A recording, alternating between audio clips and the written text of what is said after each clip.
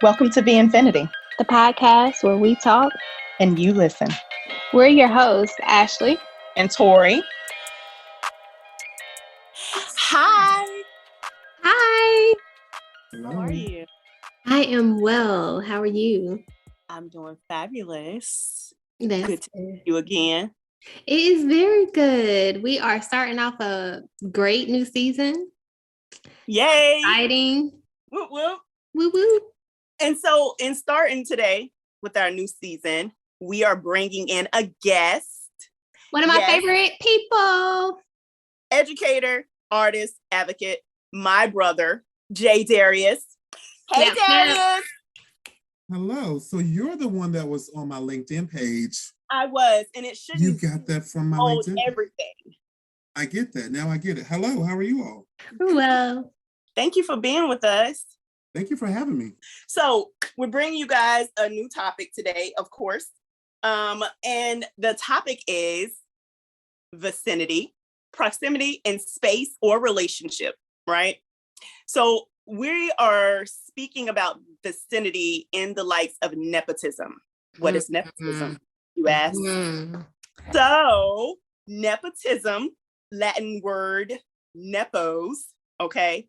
Nepotism was referred to the privilege that was bestowed upon nephews of the kings and or popes who could not pass their power down to their heirs or to their sons, basically.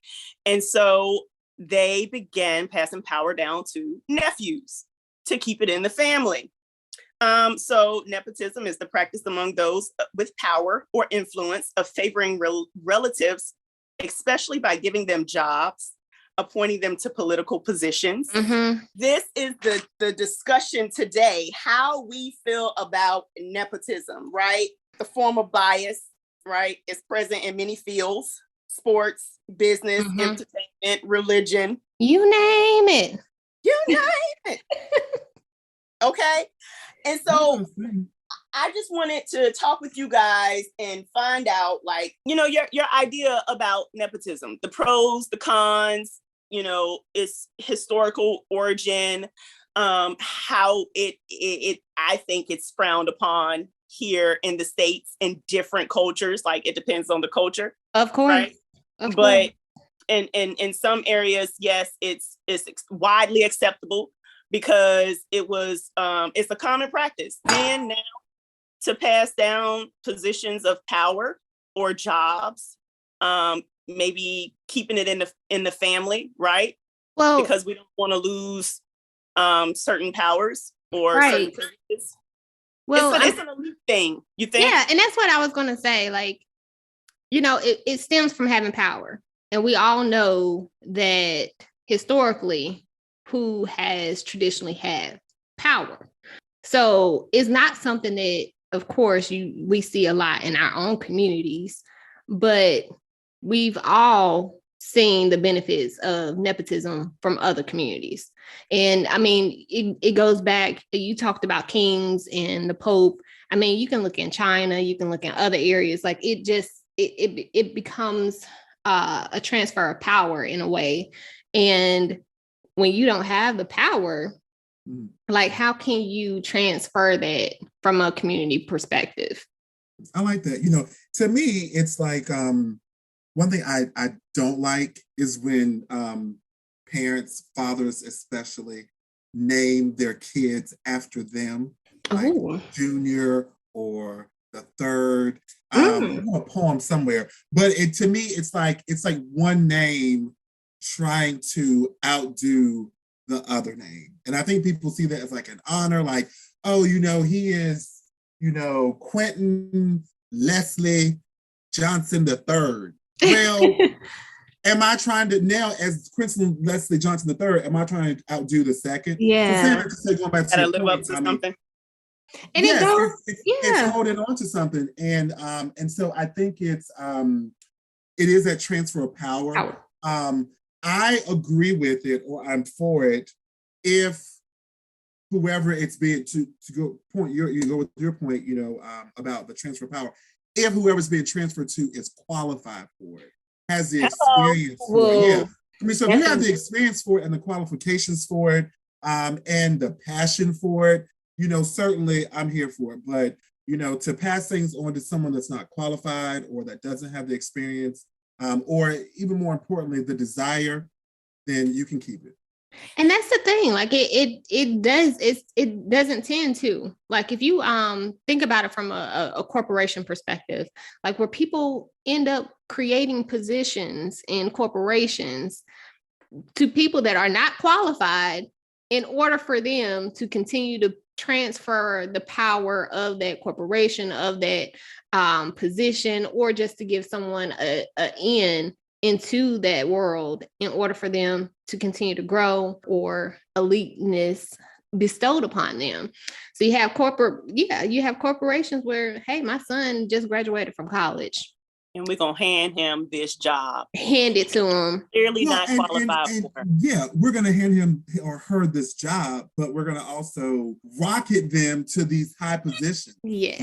They're like, VP of corporate relations, or, so they skip over so many, other people who've been there forever and give them the high positions. And really, back to your point, what they're doing is that they're letting the people that are also in that company know there has been a transfer of power, and we're laying the foundation for that, and this is the direction that we're going in. And with that, I want to point out how this can be a problem, how it can be problematic. All right, because you have an individual who has been rocketed to these new positions that they don't necessarily qualify for, and so let's just talk about what that does for employee morale, right? Company morale, right? Like Darius was saying, because now you have a person in power or in a position who has to, who's still studying the job. They have to go to their subordinates to find out how to do this and how to do that. And then you lose respect among those who are supposed to be, whom you are supposed to be supervising, right? It's like you can potentially lose their respect, because it's going to be a challenge for me to come to you for answers, or come to you for, directions, or it's going to be a challenge for that person in that position to delegate tasks when individuals don't trust their leadership, right? Right. Because they're not qualified for the position. And what does that say about my credentials? Like, why am I here? Like, why did I go to school for this? And a lot of times those people that are the subordinates are the ones that are doing the job. And they've been there for a significant period of time, and they likely deserve to, these positions to advance, right? And they're not able to, because you're bringing in your appointees, basically, right? And that's, but let's also keep in mind that happens within nepotism, but also without nepotism. I think when there has been a nepotistic, is that the right word? But when there has been an appointee, to your point, where nepotism was involved in it, that can make it a little bit more, challenging, and give it a little bit of second critical eye, because we all have people that we have reported to were like, this person has no idea what they're doing, and then when you're working with that person, and then they are the child of the relative of the owner, the manager, you're like, they don't know what they're doing, and this is their such and such. You're like, oh my God. And I don't even want to say anything, because I don't want the attention on me that this person isn't competent to hold a position, but they're not competent to hold a position. Who are you going to tell? The CEO, the dad? Exactly. But let's just say now, there's always HR. But let's just say you handed this role over to someone who has now stepped down, right? Now you got to worry about where the company might go, because the individual who is now the leader of the company isn't competent to hold the job. They're not competent to lead the business. So now you have to worry about where the company is going, right? I was going to add, I'm thinking about, I think someone mentioned earlier about this happens in different religions, and certainly we know that it happens in the Black church, where so many pastors, especially men and Black men, where if they have a son, they're going to pass it down. I'm thinking about Otis Moss the second or the third. I think there's an Otis Moss the third who leads a church in Chicago. Actually, it used to be Obama's old church, I believe.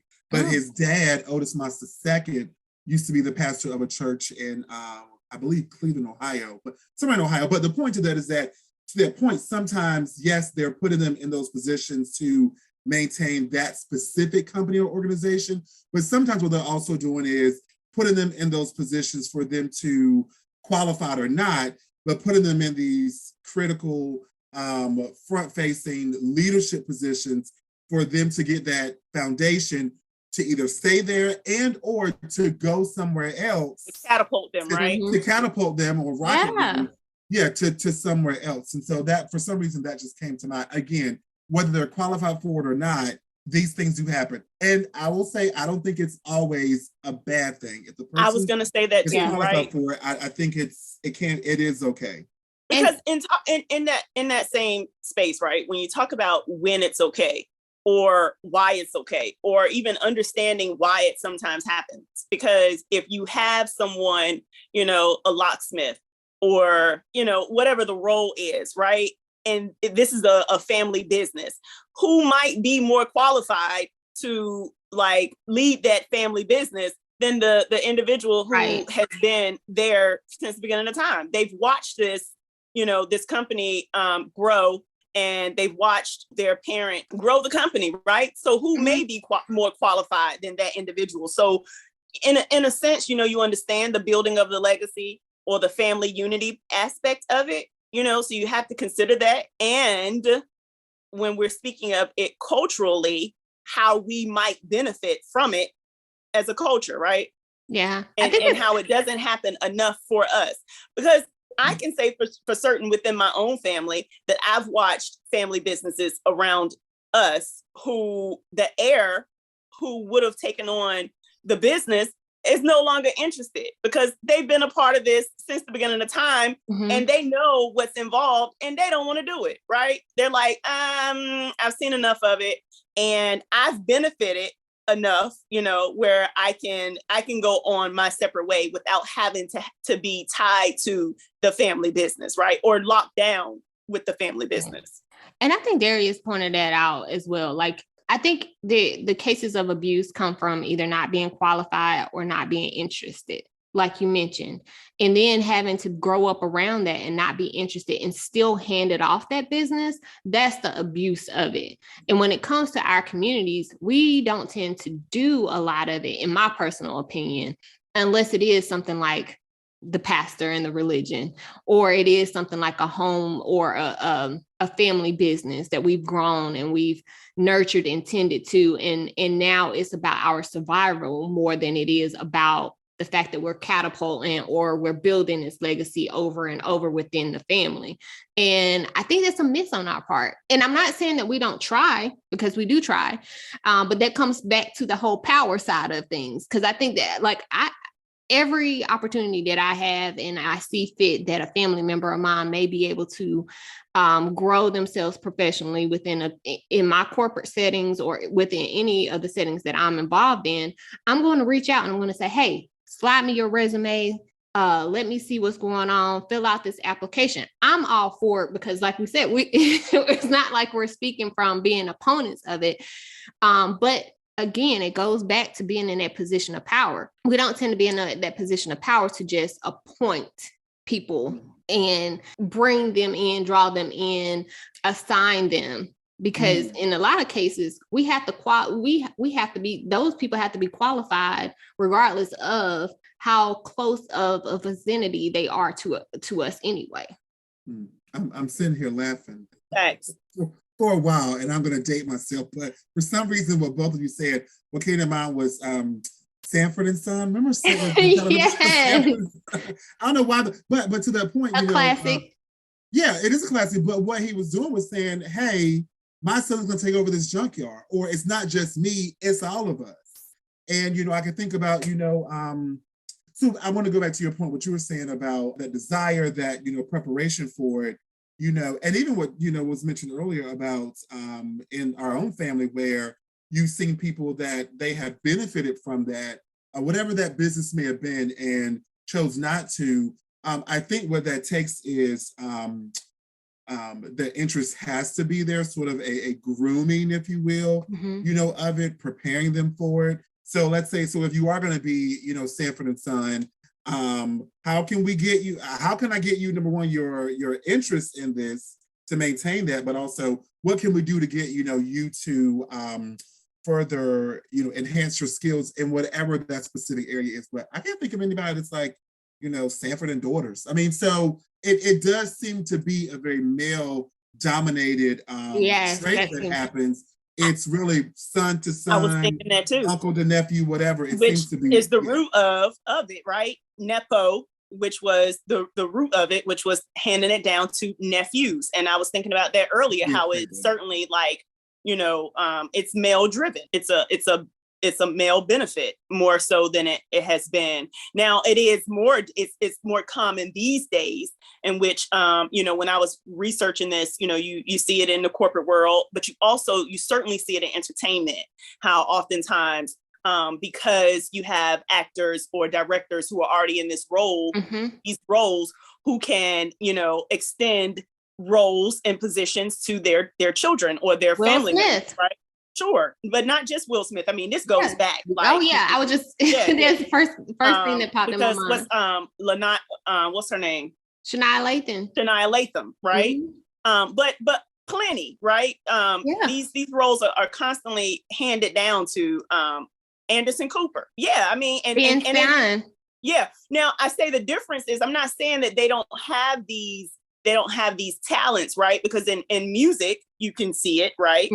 For vocalists, you can see the talent there, and it's easy to assist your offsprings in these roles when you're already there, right? But the contrast to that is, as we were speaking of, are you competent for these positions when it's not about talent, right? When it's about skill, right? Yeah, but there's someone listening right now that's saying y'all some haters. Y'all perhaps mad because my daddy is XYZ. My daddy. And it ain't y'all's daddy or y'all mama. And right, and my granddaddy. And my great granddaddy. But but to that point, it's also about the connections that they have with that too. I think what happened years ago? Malaya Obama got some appointment or some internship at some studio in Hollywood or something and people were saying, oh, well, she got this internship because Obama's her dad and all this. So, yeah. And the likes was Hillary Clinton's daughter. Yep. Chelsea got a big role at NBC one time where it was paying her $600,000 for this brief role. Yeah, she got it because God, like who she is, right? Who was the girl that was on The View? Meghan McCain. Not just her. Who? Jenna Bush Hager on. Yeah. Wait a minute, but what's poor, right? Come on. And those are all examples of the one. And then here back in the political realm of it, Liz Cheney and Dick Cheney, right? And all the Bushes. And there are Senate seats that are passed down through generations as well, because they stay in those areas, and then they pass along the donors. And it's name recognition. And they pass along the donors. And a lot of those people that you mentioned, and I don't know, like we started off with some pure talent, Jaden Smith and some other folks, and then we moved along into the other side of it. But I've also seen it to where the connections may not be as strong, and they may not be even with the talent. Because I believe like T.I.'s son is talented, in my opinion. He has a son that raps and he's very good. However, the connections have not made him mainstream, and a lot of people don't connect with his music. And that's right. And so he's going to have to, he might have to step up, because you have Master P sons, right? And they've benefited, but they're talented. And you can also reference the sports arena, right? Oh yeah. And how often NBA players' children are able to get on. Ronnie. Not that they're not talented, right? But in a space where you might have to live up to the name, that might be a challenge for the individual, right? That might be a challenge for the person who is kind of benefiting from it. Right. I think it was mentioned earlier, should we do this? And I'm going to say it's Black people, should we do this more? Or the question is, why don't we do this more often? Why don't we look at those, that have done it before and, follow that model, especially if it's working, why are we not doing that, more often, especially when we're in these, positions of power to be able to do Or so. influence, Why yeah. don't we? Yeah. And Why don't we? recently a politician, the mayor of New York, appointed his brother to a position, and it was all of the craze. It was, I think, one of few political moments that I've seen a Black politician actually use his influence and his power in order to appoint someone. And it went viral. It went like, it was completely nuts at the amount of attention that this got. And we just named a whole Senate seat, a whole like 2 or 3 hosts of TV shows, and we're still talking about someone. And I believe it was like a transportation or it was something within, was it the police department or he named like yes, deputy? it was the chief of security. Security. But what happened was, don't forget that he demoted him first from a position he already held, and then he gave him this, new position. And to that point, I think that I just wonder. Well, number one, he's a Black man. That's number one. But I wonder, had he not entered his mayorship in the beginning of the year with such, missteps, some of the things that he said, would that have been such a large issue if those things had not happened? Or did it, to your point, go viral because he's a Black man in America leading the largest city, or one of the It is the largest city in the country. And here's what this Black man is doing. And let's talk about, when you talk about the largest city in the country and those who have come before him who have held these roles, right? Because is he the first Black mayor of New York? No, he's not the first Black mayor. Okay. So, but still discussing like the those who have held these roles prior to him, right? And then you already have people who would say, that question his qualifications, which I don't know why, because he was once a police chief as well, right? And so, and then understanding one of his main reasons for taking this role was for police reform, for starters. And so I can't remember what his brother's previous position was, but I'm not going to say that he's not qualified for the role as well, because first of all, his brother was, the police chief for many years. I'm not saying that qualifies you, but it certainly gives you. And I feel like his father may have also been in law enforcement. I don't want to say that for certain. I'm not sure, but I'm going to question my own statement and to say, and we talked about, preparation and experience, before we are in these roles. But I think if you want it to, appear to work, we would do that. But why do we have to do that? It's, Black people have always had to do things, double, be 2 times better. As good. Be twice as good. But so why do we have to do that? And I think that's our, own conditioning, that we have to be twice as good, or, so if you were in a position to be able to do this, you know what? Yes, I did this, and even if they have some experience, or even interest, I'm going to place, my relative in this position because I want to, so. And because when you speak of how it has happened and why it has happened in the past, because who are you going to trust more than your relative to take on your legacy? And so when a lot of times, you're going to go to someone in your family, someone whom you feel like you can trust, especially if they are qualified, right? I'm for it. And do it in the open, because I feel like a lot of times when we do it, we feel like we have to sneak and do it. We feel like, oh, well, we don't have the same last name, so this can work out, or we don't have the same mom, so they don't know that we brothers, or whatever it is. We tend to have to hide it because it is viewed upon as a frowning point, when in actuality, it's happening every single day in some of these boardrooms that we don't have powers in, and everything else. Adam's predecessor, Cuomo, when you think about that, and I don't know the relevance to Andrew Cuomo being in his power and Chris Cuomo being in television, right? But we know the benefit of it, right? You can always turn to Chris Cuomo and expect him to be speaking in a positive manner when it comes to his brother, right? That's benefit. Well, And it's an exchange. It's, it's a favor. It's that, Quid quid pro pro quo. quo. I'm going to do this, and, and thus you're going to do this. So if I give my, niece this vice president, position, to your point, I'm going to assume that, she's going to represent my interest, or, but what's that show? I haven't watched it in a while, but Our Kind of People, where I'm not sure if you're watching it on Fox. It was actually based on a book. It's based on a book called Our Kind of People by this Black guy who recently passed away, Otis Lewis Graham, who was really all about the Black bourgeoisie and, going to the right schools, joining the right, organizations, fraternities, sororities. But on the show, the father is like some, part owner of some basketball team. And so it's the daughter who is the assumed, next in line, but she doesn't always necessarily agree, with some of his decisions. They're a little bit old school. So, sure. But I think to your point, yes, we do think that that person's going to represent our best interests, but, sometimes they don't. And, I think that strong leadership will be okay with, going in different directions. But well, I'm gonna start hiring my people once I get in these positions, okay? That's what I'm saying, right? But before we move on, right, I want to, when you were speaking of like in the collegiate space, right? Mm-hmm. I want to know from you, Darius, coming from a position of in admissions, right, for an extended period.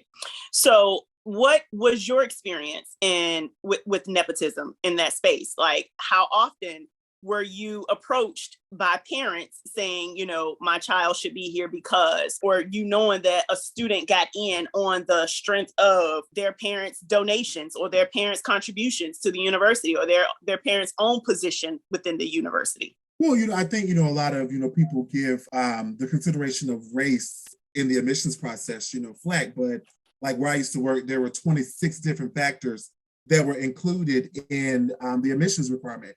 Race was one of them, but also was, learning differences. But to your point, which one is, was your parent an alum? Elite private schools see this as legacy. So, and they really do really weigh heavily on this. That whole admission scandal that went down, some of that had to do with, legacy, but a part of that was also favors, being extended because of. But yeah, certainly it happened, where people would say, oh, or I went here. I'm like, oh, well, my daughter should be able to get in. Well, yes, but your daughter, all the other students are in this area here, in this group, and your daughter is like so far removed from that group.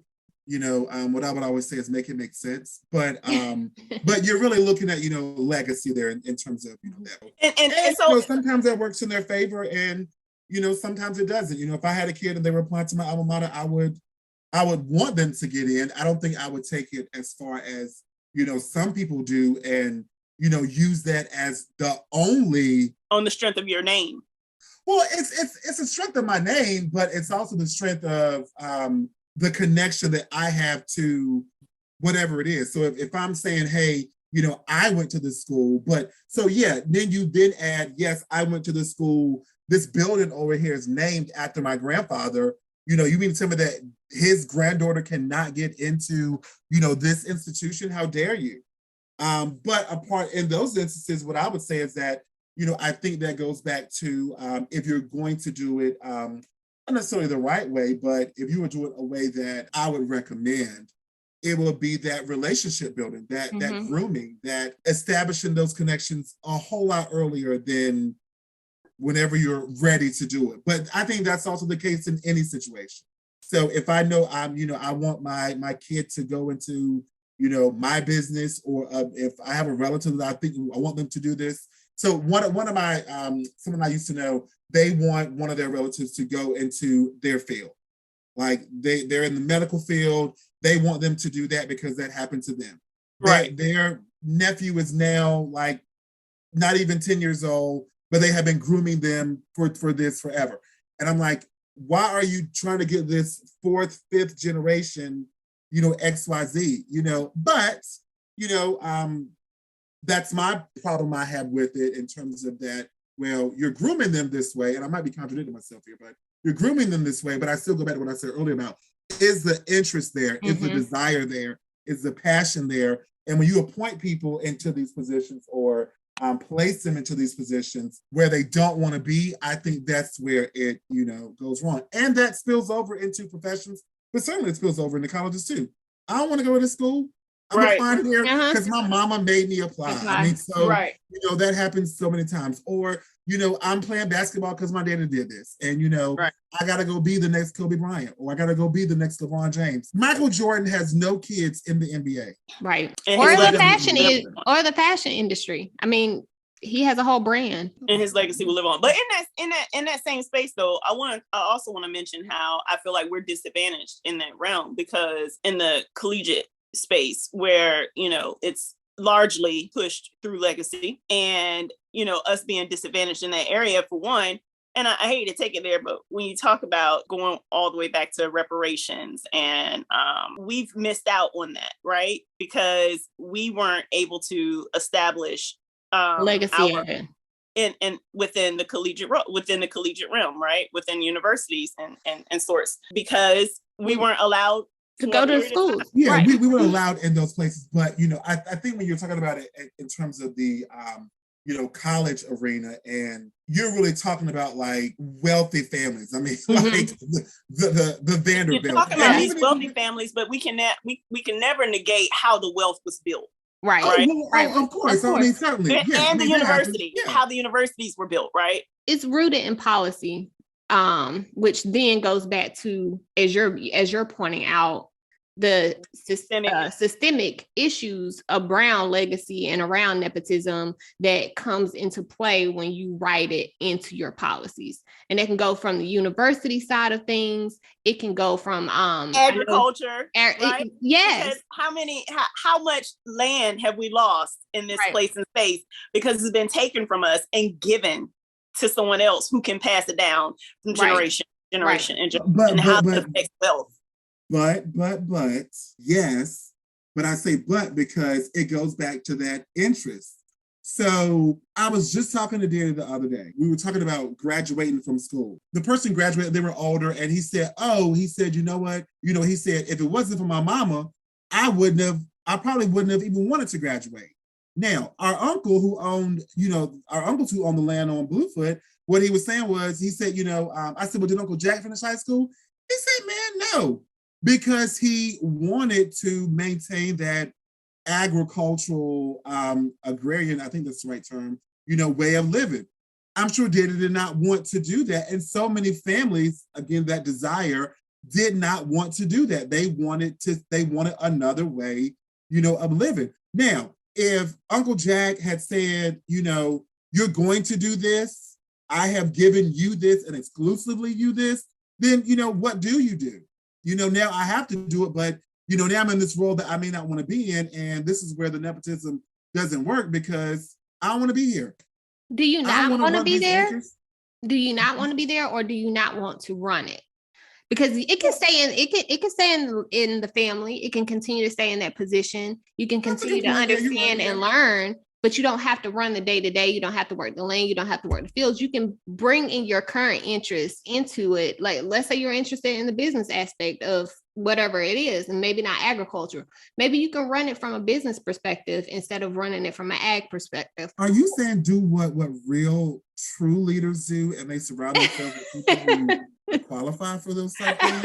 Is that what you're talking about? I mean, in some cases, America, in some cases, and I say that in a sense of like, and this is like a pure fictional movie.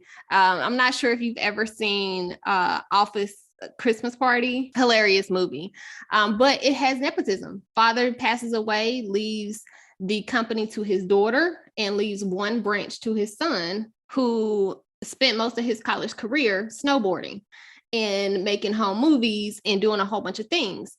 They're trying to keep their branch open because, of course, he has no interest. He has no qualifications. He got this company, or he got this branch, particularly because his father needed to give him something before he passed away.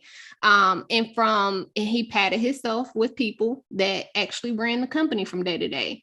But otherwise you'll need some rebranding. But in that sense, he still ended up making it work based off of who he was as a person and caring about his people. He had no care in the world about the company. He had no care in the world about what they did, how they operated. Probably could not tell you, but he did care about the people, and he made it work based off of the people he cared about and the people who cared about him, because he did care about them as a leader. So, and I'm playing a little devil's advocate here about the whole interest and about the qualification side of things. But as you mentioned, it comes from stemming from being a leader and not necessarily leading in the profession, but maybe just in a genuine developed skill or a natural born skill of leadership. So do you really have to run it once you get it? Like, if somebody give you a position, like, you don't have to take it. So why take it? That's the other side of it. That's true. Well, I am here as someone who is in between my blessings right now. I'm putting a pitch out. If someone wants to offer me anything, not necessarily anything, but anything for me to consider because of nepotism, listen, DM me. Okay, you can slide into my DMs with that. And you open. You might be open to it. They're open. Yeah, slide into them. Yeah. And as a natural born leader that I know that you are, you're going to excel at whatever is given to you. I like a challenge. There you go. What an awesome episode. I loved it. So if you out there and you got a cousin, a brother, sister, aunt, uncle, and you in a position to help them get to the top, if you know that they're qualified, for one, please base it on qualifications or the potential of, okay, they have to be able to, acquire some skills to move you forward. Don't bring them on and make you look bad. Because I'm gonna tell you right now, when it comes to me being in hiring in a role to hire, I'm gonna be selective. Okay, so just because you my sister, cousin, homie doesn't qualify you for the role, because I'm not going to put you in that position to make me look bad.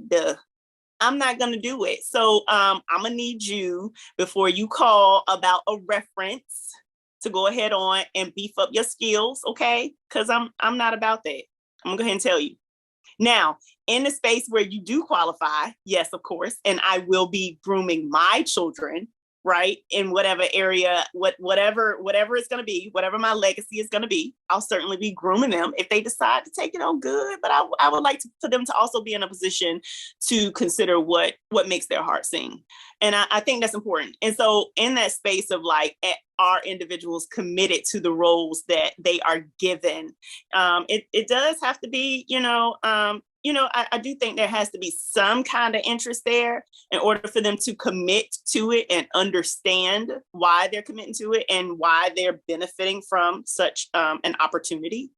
But I think that matters, right? And two, like, it may not be an immediate thing. Some people need to go out there and spread their wings and fly. So, give individuals the opportunity to come back, because I think that's the thing too. People circle back around and be like, I think this is where I want to be. I think this is where I want to settle. I think this is what I want to do for the rest of my life.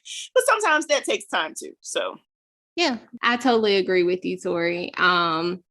Just don't be putting my name out there for anything. I try my best. If I know that they can sneak in there and get it done, learn some skills, they may not be fully qualified, but we had a president that wasn't fully qualified too. But hello, so I let them slide. Wasn't fully qualified. Did an awful job.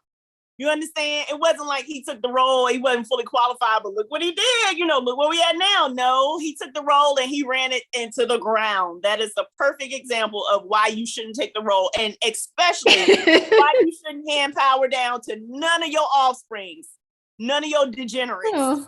Oh, child. Mm-hmm. Any final thoughts, Darius? We definitely enjoy having you on the show. Must come again at some time. Listen, sign me up. We are, 3 Virgos. but no, this was our great. Family. There you go. No, this was great. I think everything we mentioned in terms of the preparation, the interest, the desire, but especially as from a cultural standpoint, Black people do it. Why not us? Why not?